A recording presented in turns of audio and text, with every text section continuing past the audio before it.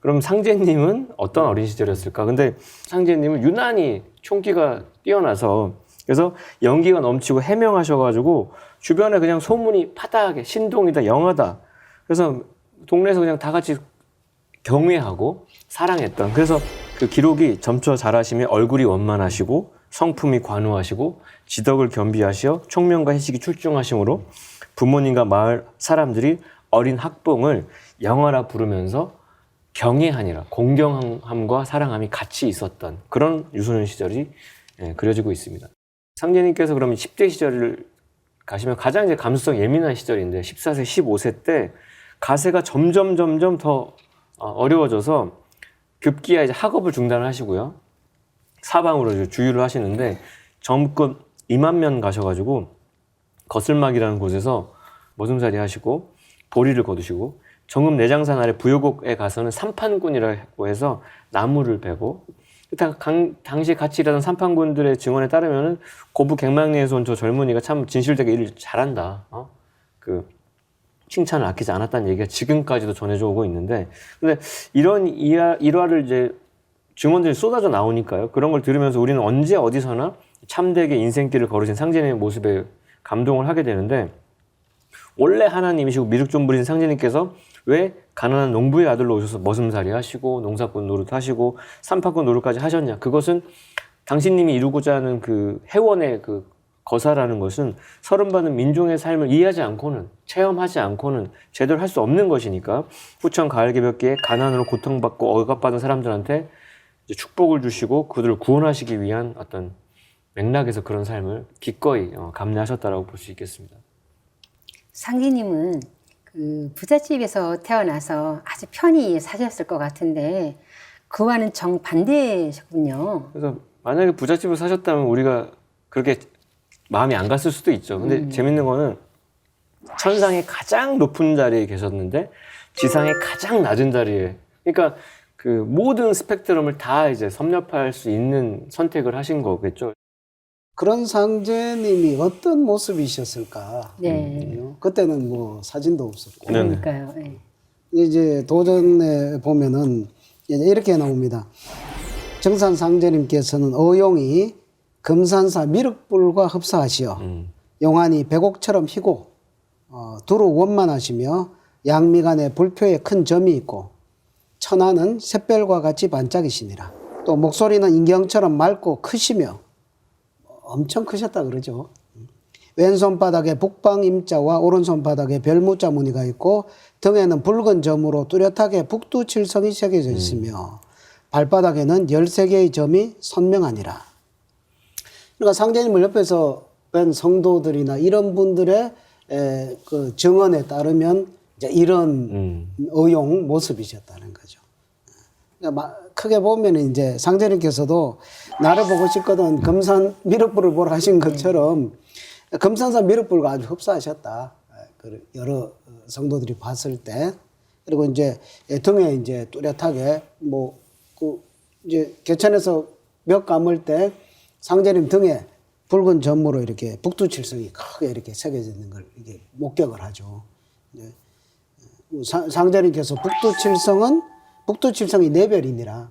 그러니까 내가 위치하고 있고 또 내가 쓰는 하나님의 7 성령 이런 이야기를 하잖아요. 상제님께서 쓰시는 그런 별이기 때문에 북두칠성 등에 새겨져 있고 또 발바닥에는 점이 또 13개가 이렇게 선명하게 있었다. 지난 시간에 13이라는 숫자에 대해서 이야기를 하셨으니까 그래서 상제님의 의용을 우리가 머릿속에 한번 그려볼 수가 있겠다. 근데 뭐 지금은 이제 정산도 도장에 상제님의 어진이 여러 번 그 개사를 거쳐서 지금 모셔져 있기 때문에 상제님의 의용을 정말 제대로 이렇게 볼 수 있게 그렇게 되어 있는 것이 천만 다행입니다.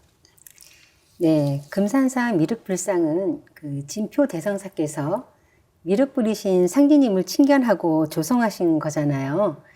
아마 그래서 상제님의 오형이 그 미륵불과 흡사했던 게 아닌가 하는데요. 상제님의 어린 시절을 엿볼 수 있는 일화가 있으면 소개해 주시겠어요? 네, 그래서 인간으로 오신 미륵불께서 어린 시절에 어떤 삶을 사셨는지 보면 일단 상제님께서는 만유 생명을 주관하시는 이제 천지 아버지 하나님이신데 그래도 인간을 오셨으니까 어린 시절의 모습들이 이제 있을 텐데요. 그래서 어린 시절부터 생명을 아끼고 보호하시는 모습들이 이제 곳곳에 포착이 됩니다. 그래서 어릴 때 호생의 덕이 많으셔가지고 마당 구석에 화초를 이렇게 심어서 아담하게 가꾸시고 귀엽죠. 지금 상상해 보면 그 조막손으로 이렇게 밭둑에 나가 나무를 즐겨 심으시고 또 자라나는 초목을 꺾지 않으시고 애들이 하는 장난이 다 그 꺾는 게 장난인데 미물 곤충 뭐 그냥 걔네들 장난감인데 어린 시절에는 진표에서도 그 개구리 장갑 놀다가 이제 깨달음으로 가셨는데 미물 곤충을 해치지 않고 위기에 빠진 생명을 보면 이렇게 힘써 구해주셨던 삶을 사셨고요.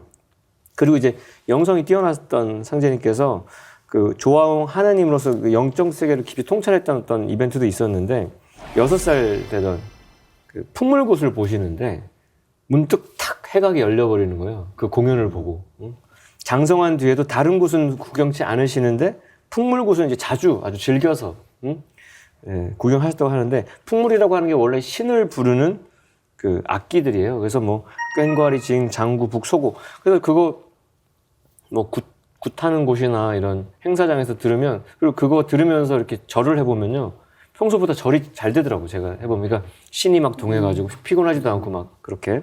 풍물굿은 이 악기들을 치면서 춤과 놀이를 통해서 가슴 맺힌 것을 풀고 신명을 내는 신교 문화의 제1가 그대로 투영된 거라서 그 풍물의 리듬과 소리에는 천지 만물의 생기와 인간의 영성을 깨우는 율력, 율동과 영적인 힘이 깃들어 있으니까 그 음양 동정이 절묘하게 어우러진 풍물의 세계를 보시고 소리 세계에 눈 뜨시고 앞으로 이 소리 문화로 인류를 개벽하는 어떤 뜻을 한번 가지시지 않았을까라는 생각, 그때 천지 성령의 경계에서 그걸 보시지 않았을까라는 생각을 해보게 됩니다.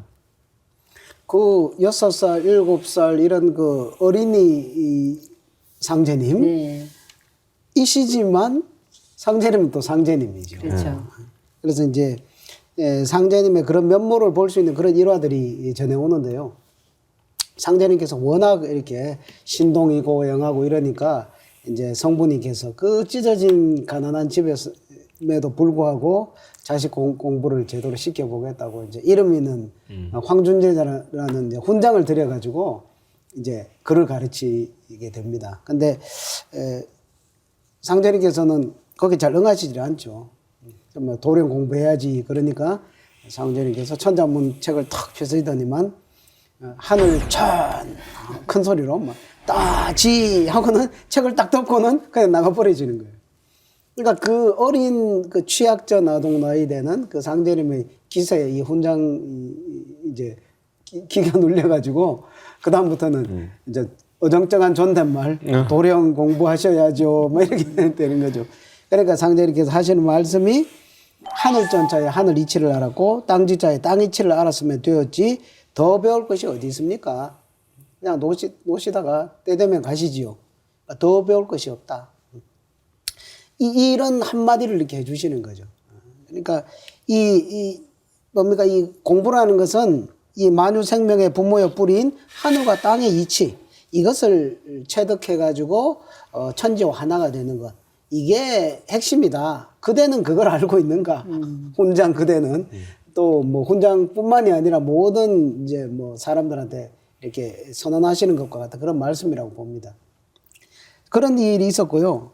또 이제 하루는 이제 뭐 그러면서 밖으로 다니시면서 글을 이렇게 스스로 터득하시는데 어느 서당에 가셔갖고 이제 그 시를 하나 짓도록 운을 받는데 놀랄 경자 운을 받아가지고 지었는데 자, 원보 공지탁이요 대호 공천경이라 멀리 뛰려 하니 땅이 꺼질까 두렵고 크게 소리치려 하니 하늘이 놀랄까 두렵구나.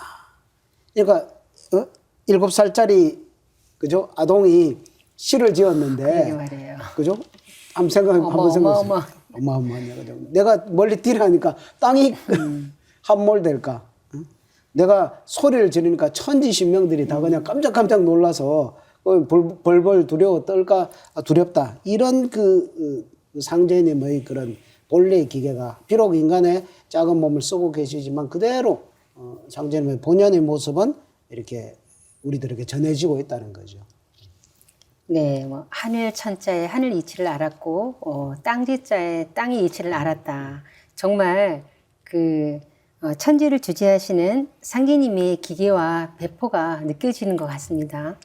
그래서 굉장히 공안스러운, 굉장한 선문답이고 굉장한 진리가 압축된 암호문 같은데, 그런 도적 경계를 알 수 있는 일화들이 많이 있는데 그중 하나만 또 말씀을 드려보면은, 한 번은 이제 고향에서 멀리 떨어진 흥덕 부안면 하우산 앞에 알미장에 이르셔가지고 워낙 소문이 났으니까 어떤 사람이 지필목을 딱 내놓고 글을 딱 청하는 거죠. 어린 학봉한테. 그 그림을 그려보세요. 작은 손으로 딱 이렇게 먹을 듬뿍 묻혀가지고 종이 위에다가 한일자를 쫙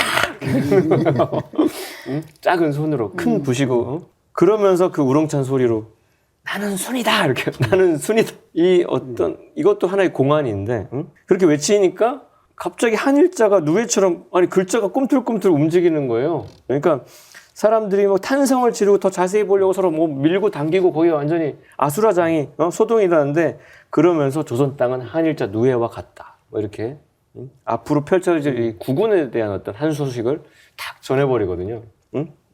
그리고 그런 시를 지으실 격이었으니까 서당에서 글 공부하실 때는 항상 장원을 하시고 시화가 있을 때마다 절묘한 식격으로 놀라게 한다.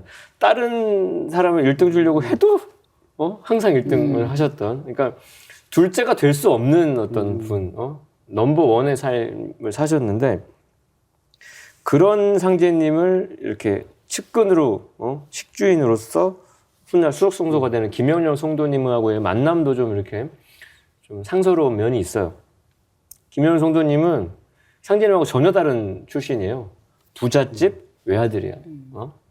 일찍부터 먹고 살 걱정이 없으니까 일찍부터 도의 뜻을 두고 이제 도반을 찾던 중에 고부의 강가로서 신동에 났다는 소문을 듣고 내가 한번 그 사람 찾아가 보고 싶다. 멘토 뭐 하여튼 대화가 될 거니까. 그래서 고부를 향하는데 날이 저물었고 태인 매당 불출함이라고 해서 거기서 한 쌍에 돌 붙여가 이렇게 속 꽂혀가지고 미륵불 조성한 사찰이 있거든요. 지금은 거기 이제 화엄사라고 돼 있지만 발길 이끌어 싹 들어갔어요. 그랬더니 형렬이 암자에 딱 이르니까 갑자기 부엉이가 요란하게 막 우는 거예요. 부엉이도 굉장히 상스러운 지혜를 상징하는 동물이죠. 그래서 내가 찾을 곳이 있어서 가다가 그냥 끌려서 왔는데 부엉이가 상스럽게 우는 게 참 이상하다 했더니 그때 이제 어린 학봉께서 마침 거기서 딱 들어오셔가지고, 근데 이때 학봉 한골에 사는 은양덕이 와서 이 도령이 바로 그 도령이다. 당신이 찾으려는 그 도령이다 하니까 형렬이 깜짝 놀라죠. 이거는 일부러도 못 만나는 거 우연히 이렇게 만났으니까. 그래서 하자마자 그래요? 그러하오 하면서 바로 절을 2번을 해버리는 거예요. 그러니까 학봉께서 한 번 하면 됐지 내가 죽었냐, 왜 2번을 하냐, 내가 3살만 더 먹어서 존장이 되려고 했는데 내 나이 몇이라고 그렇지 않겠냐라고 딱 그 진솔한 얘기를 하니까 학봉께서 네가 법줄은 아는구나. 그때 학봉의 나이 상제님이 14살이고요. 그때 김영렬 흥도님 23살이니까 10대와 20대고 9살 차이면은 세상에서는 어디 짬이 안 되는데 근데 형렬을 바라보시면서 근데 또 범상치 않은 말씀하시는 거죠. 내가 땅에 서 있다고 아무리 땅을 파봐라 나는 공중에 뜬 사람이다 한번 떠봐라 하니까 목침에 딱 올라서신 거예요. 그러니까 형렬이 의심이 가죠. 그래서 허리를 딱 숙여가지고 두 손으로 학봉의 발을 딱 받쳐드니까 몸이 공중부양을 바로 해버리시는 거죠. 그래서 놀라서 더 올리니까 더 높이 뜨는 거예요. 손을 드는 대로 계속 위로 떠오르니까 아까 그 장터에서 것도 그렇고 이런 걸 보면 그 상제님의 미륵존불로서의 그 어떤 위격, 그 불금은 냉금이 종금하라 떠 있는 부처의 어떤 위격을 그냥 퍼포먼스로 보여주신 게 아닌가라는 생각. 네가 미륵부처 그 어떤 도를 받드는 그런 삶을 살아왔다면 내가 바로 그 존재라는 어떤 커밍아웃을 이렇게 보여주신 걸로. 그래서 이건 곱씹을수록 해석할 여지가 굉장히 많은 어떤 이벤트로 말씀드릴 수 있겠습니다.